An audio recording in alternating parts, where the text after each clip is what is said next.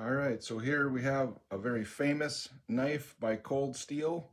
This is the SRK 6-inch knife. This is the SK-5 clip point. So SRK, Search and Rescue Knife, that's what that stands for. We've also got another version of this knife we did a review on. This is in CPM 3V, just a little different steel.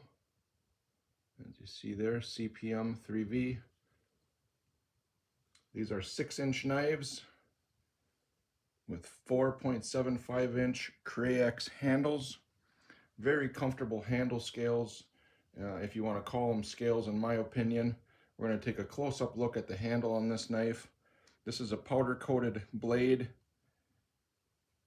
Very, very durable knife. A lot of military, law enforcement, search and rescue, they all carry this knife right here. Very strong knife, very thick blade, very sharp spine. Definitely throw sparks from a ferro rod. Very strong tip. You can see it's not a wimpy tip. You know, on the clip point here, they clipped it and they left it thick, and it's very stout. There's a lot of videos online about this knife and people stabbing it into things. I really have never cut much with this. I'm trying to see what that is on the edge there. But I've never really cut anything with this. The story behind this is I actually was camping and I encountered a Canadian lynx while I was camping. The Canadian lynx basically was outside my tent and making some mating noises, and it scared the crap out of us, and we never wanted to walk around again without a weapon on us, because Canadian lynx, they can kill a human being. If they jump out of a tree and you don't see a Canadian lynx coming, it's probably too late by the time it's on you. So if you don't have something to poke it back with, you're probably dead. And that's if you can get this knife out of your pocket fast enough. Because a Canadian lynx won't take more than a few seconds to kill a human being. Especially if they jump on your back and they take you by the back and they put their claws in your eyes. And so we knew that we were dealing with a very formidable predator, and the one store that we had available for us to go to had this knife, and when I put it in my hands, I realized it's very capable. So I walked around with this and trusted this, you know, as a self-defense type of weapon. 6-inch blade, which is deep enough even with probably a bear to penetrate vitals. Definitely a Canadian lynx, you're going to hit vitals with that. But I just felt it was the best knife that I had to choose from, and there was quite a few options in the store, but I picked up just a few of them, and this one was definitely the one that I trusted. And I liked the handle in my hand because it had a little thickness here. It got a little skinnier here and a little thicker here. I liked the handle, how grippy the handle is. You can definitely get some good purchase on this. This is essentially jimping all the way across the spine. When you put this in your hand, you definitely feel like if you were to stab something with this, your hand is not going to slide down this blade. You're going to grip this knife. This knife is not going anywhere in your hands. Nobody's pulling this out of your hands, and you're definitely not sliding down the blade if you were to stab something with it. I mean, you have a lot of grip with this handle. I really, really like the handles on these knives. I'm a big full tang guy. I like to see, you know, the tang going down a handle, but this knife is in a whole different league, a whole different category. This is a knife that isn't going to cost you a lot. I'm going to take a quick look right here, right now on Amazon, going for $37 to $42. Cold Steel SRK 6-inch blade, SK-5 clip point razor sharp blade, which it is. 4.75-inch durable Cray-X handle tactical fixed blade. Okay, so that is this knife. Very, very famous knife. got absolutely nothing bad to say about this knife at all. Let's take a look at this side of the knife. Cold Steel SK-5, made in Taiwan. Nice sharpening choil. You'll definitely get a lot of sharpens out of that.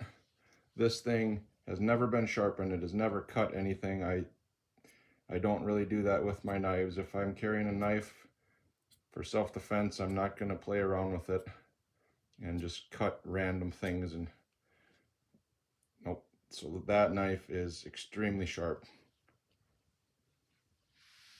I'm just going to wipe that off real quick. But yeah, out of the box, extremely sharp. The grinds on both sides are pretty accurate. I would say this side's got a little bit more grinding on it than this other side, but it's so close. It's actually done real nice. It's very, very pointy.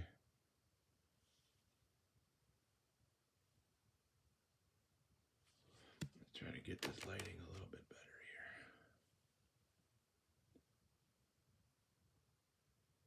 here. That tip is very, very sharp.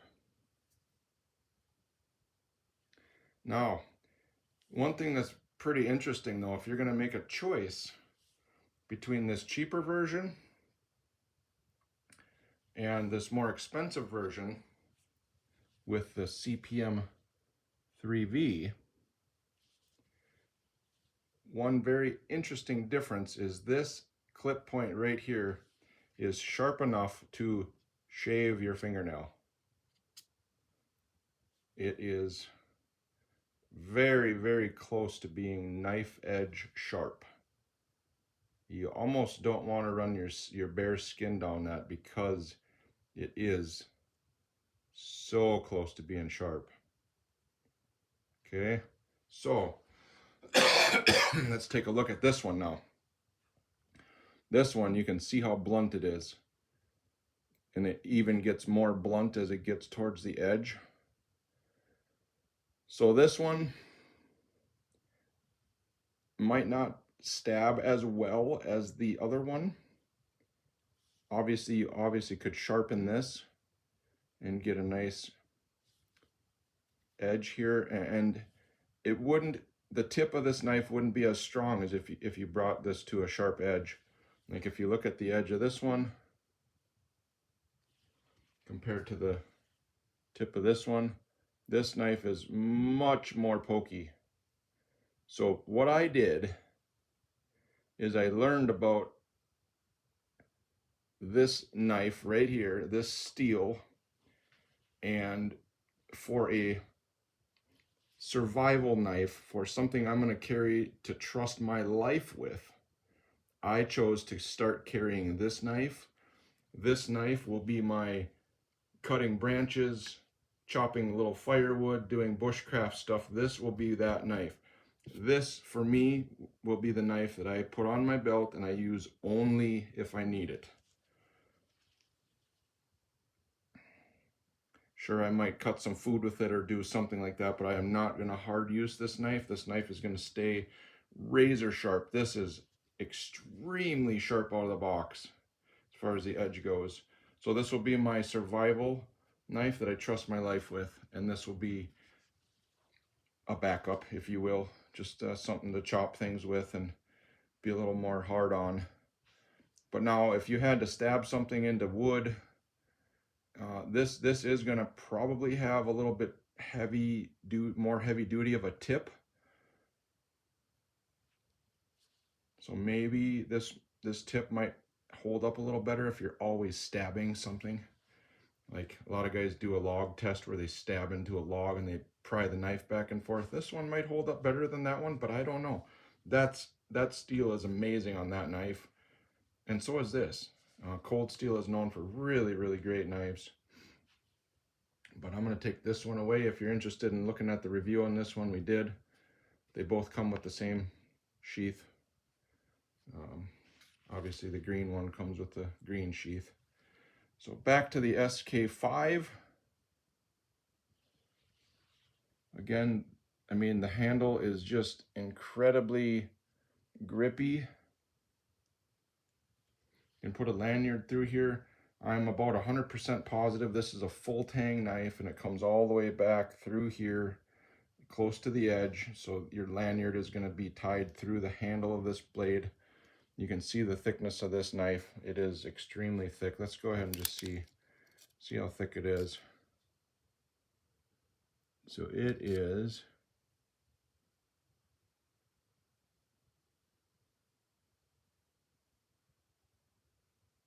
it's 3/16 thick. That is extremely thick. You're not going to break this knife unless you're trying to. If you're looking for just a good budget knife to throw in your backpack, take camping, this is a great one right here.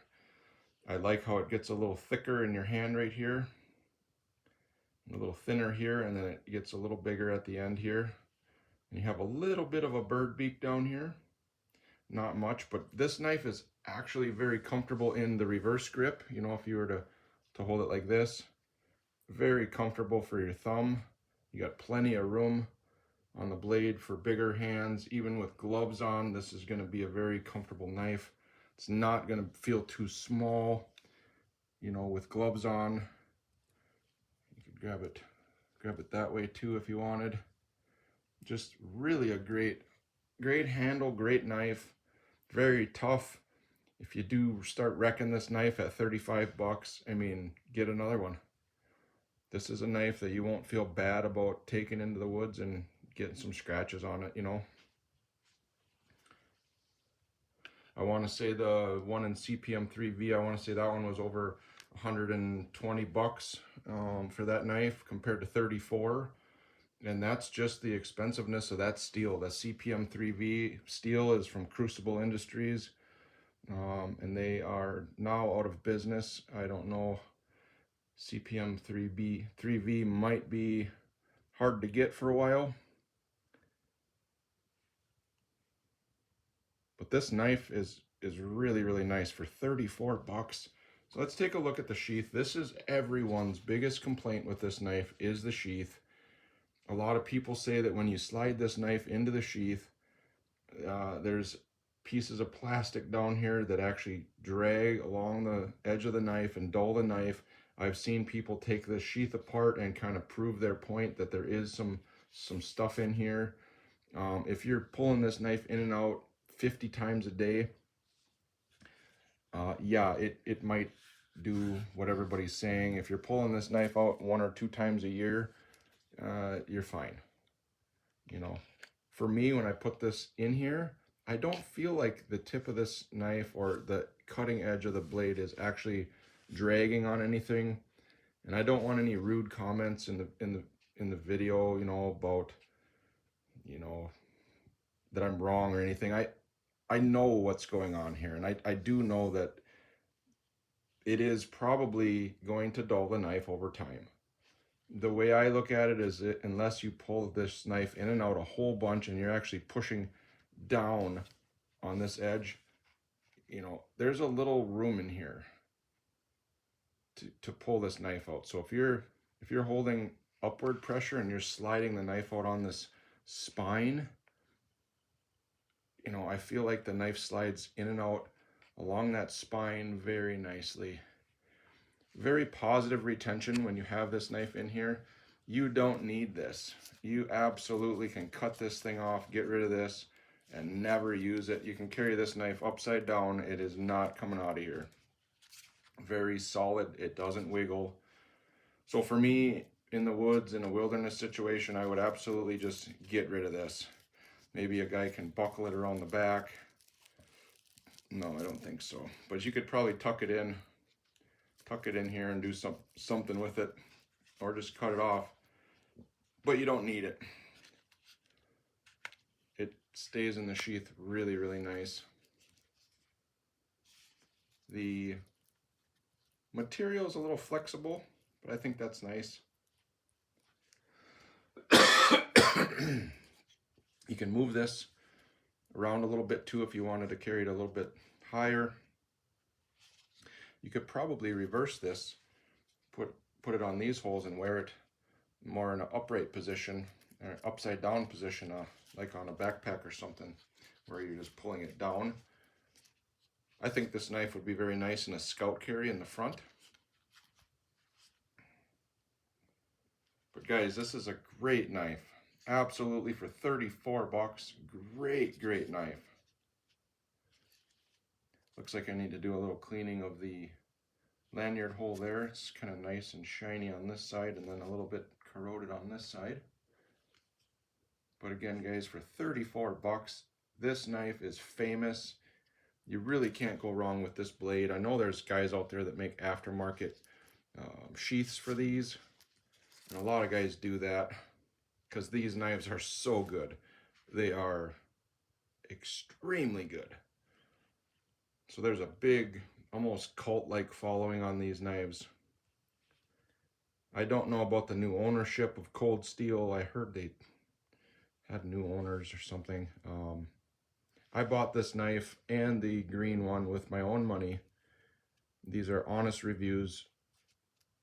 If there was something I really didn't like, I would definitely tell you. If you guys have seen a lot of my other videos, you know I'm a big proponent of having a nice purchase. When you pull the knife out, you don't want to be down here and crawl your hand up the knife. So I think they did a really nice job on that. When I deploy this knife, my hand is right where it needs to be.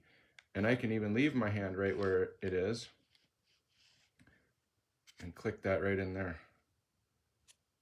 I mean, it could have only been just a little tiny bit better, but you can get your finger right there and you can get your hand all the way around the knife. And when you pull that out, you're right there. So I like that. I think they did a very nice job thinking tactically, quick deployment, quick usage for a survival rescue knife. I think if you're in a rescue situation and you need to save somebody's life, you pull that blade out of there and you're right where you need to be. You cut a seat belt or whatever needs to be done in a rescue situation. Very nice.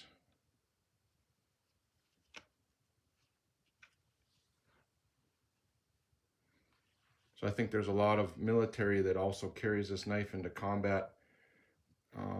I know they're very, very used to carrying like a K-bar, but I think a lot of guys will carry this too.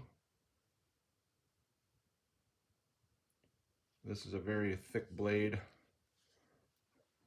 The tang, I don't believe you got a rat tail tang in here. I believe that the tang is pretty big as it goes through this handle. I would imagine it gets a little smaller.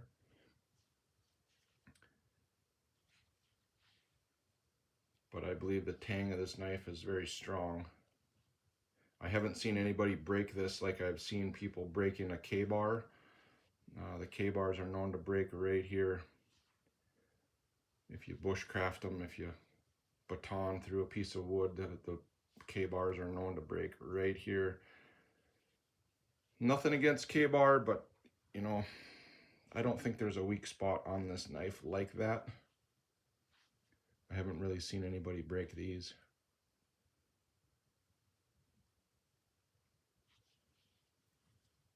I know that some of the knives say made in Taiwan. I know that some of them say Italy, and I would imagine they're made in other places as well.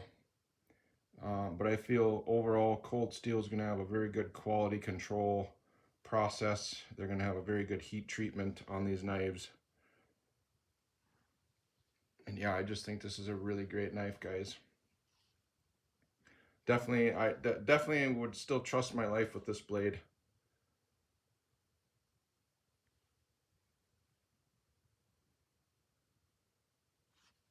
But if you're also looking for the review on this guy, we got that as well.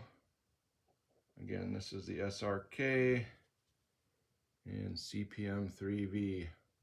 This is also made in Taiwan. So guys, I hope that review helps you out. I know I watched a lot of reviews on this knife even before I bought it, and I couldn't really find anybody saying anything bad about this knife.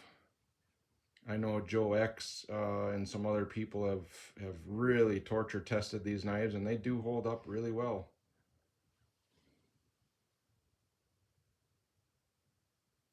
Let's take a little closer look at that handle. I really like the design of the handle. I think the honeycombs are really nice.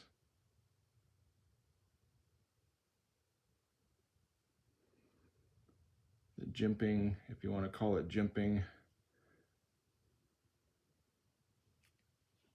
A little swell in the handle here. You got jimping on this edge if you wanted to grab it in a reverse grip. Put your thumb right there. And I think this is a really nice carry, like a size that you'd like to carry. You know, overall, you got 10 3/4 overall. Me personally, if I'm going to look at a self-defense knife, something like that, I wouldn't choose anything under a 4-inch blade. So 4-inch and up, and then the handle, I wouldn't choose anything 4 inches or less. So 8-inch overall, 4 and 4, I think is a good self-defense type of everyday carry knife. I do like to see a little longer handle, so like 4.5, 4.5. I think anywhere between that 8 and 9 inches is a really good size. I think if you found yourself needing to use a knife in a self-defense situation and you had a 3-inch blade, I think you're going to wish that you had a little longer blade. I think this size here, this knife overall is a really nice size, just for whatever you need to do with it. There's a lot of guys I've seen that throw this knife into trees, and it holds up. You know, one of maybe the downfalls of this knife is that you're not gonna hit this edge with a hammer or a rock or something like that. This handle will get wrecked if you start smashing a rock into it or stuff like that. It is rubber. You can tear it. But it's very durable, very, very hard. I mean, can I put my fingernail into that? Yep. You know, but I bet you it'll rub right back to normal after a little bit of use there. So it is kind of a softer material, but it's very grippy, and I really like it.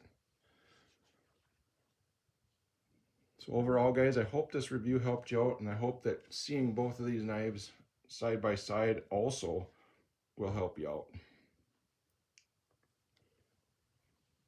Well, thank you, guys. Please subscribe, like, and share this video. Thank you.